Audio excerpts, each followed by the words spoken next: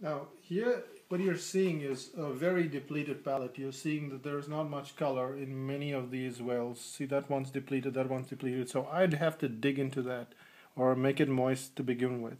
But a lot of people, they end up with mud. I'll show you how to get mud. In fact, you should know how to get mud. So that is green.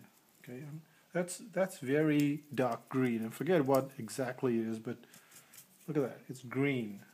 So you should know that when this color, which is like a maroon, and you can call it whatever color you want, but when you have the green and the maroon and they mix, you're going to get a black or a muddy color, which is exactly what I want. So as I mix it, look at that. So I go straight into the red. You may not approve of this. Close your eyes. But look at that. And so now what I've got is a red. I've got a black here. And you can see that it's not jet black. So you're not buying black. But when you mix two colors, you're going to get a muddy color. And in this case, you got black. This is exactly what I want. However, I may want a bluish black. And so I go into the blue. And I mix the blue. And notice, I don't know if you can see this on video, but it's a slightly bluish black. And if it's not really bluish black, then, well, I put some blue in.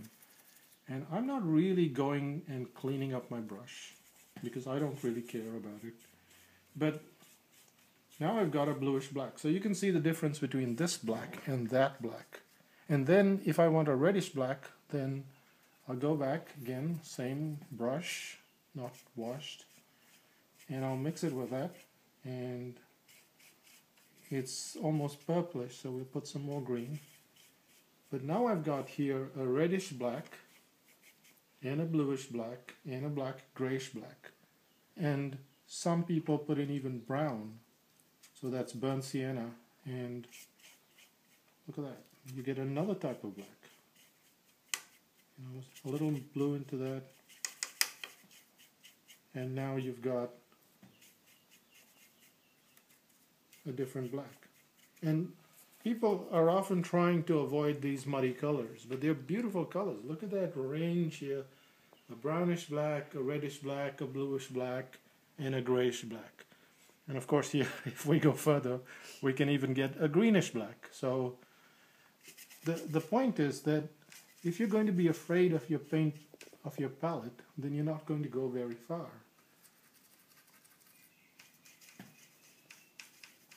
And you can get all these wonderful blackish, greenish shades just by mixing in your colors and not being afraid of your palette. If you're trying to be the tidiest person in the city, you're going to have a lot of trouble because it is a lot of trouble to keep the palette tidy all the time.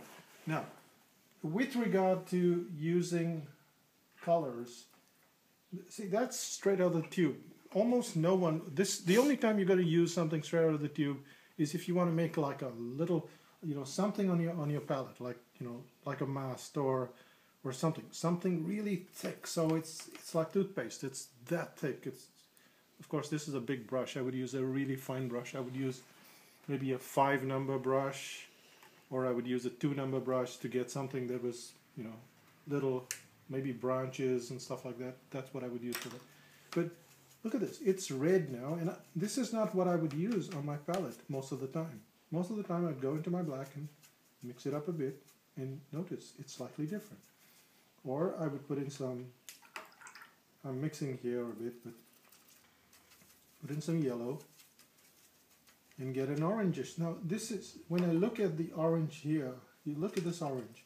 I'm going to put this orange and see the difference between these two. This is the fresh color out of the tube, but you're always wanting to mix a little color so that you get this variation, so that even if you're doing something which, you know, supposedly is red. So for instance, when we look at this one, we have all these variations here, which is a blackish shade, maybe a purplish shade, maybe a grayish shade. Even in the bottom, you can see it goes from one shade to another. And that is because within this palette itself, or within these two areas, I could mix a whole bunch of colors, and I would probably start a wash, maybe, you know, make that liquidy, and then make that liquidy a bit, and then put in some darker color here. And now I've got a whole range of colors that I can work with. Maybe even a little blue here. And now when I paint something, I can start here and go there and go there and go there and get this range of colors. And really, that's how you get, you know, that brightness, because instead of just using one red, which is only ever going to look red when you put it on, if you keep painting this, it's only ever going to look red, and that's why your painting looks boring. But when you have, say, green, for instance, so I'll take that, and notice it's mixing with red. You don't really have to worry about it. Just so I put a lot of blue there, and we'll put a lot of yellow there. And notice that green is different. As I put in more yellow, it gets, that's a brighter yellow. I may go in here and put in some more, you know, some black here. And now we have all of these shades of yellow. I can put in a darker green here.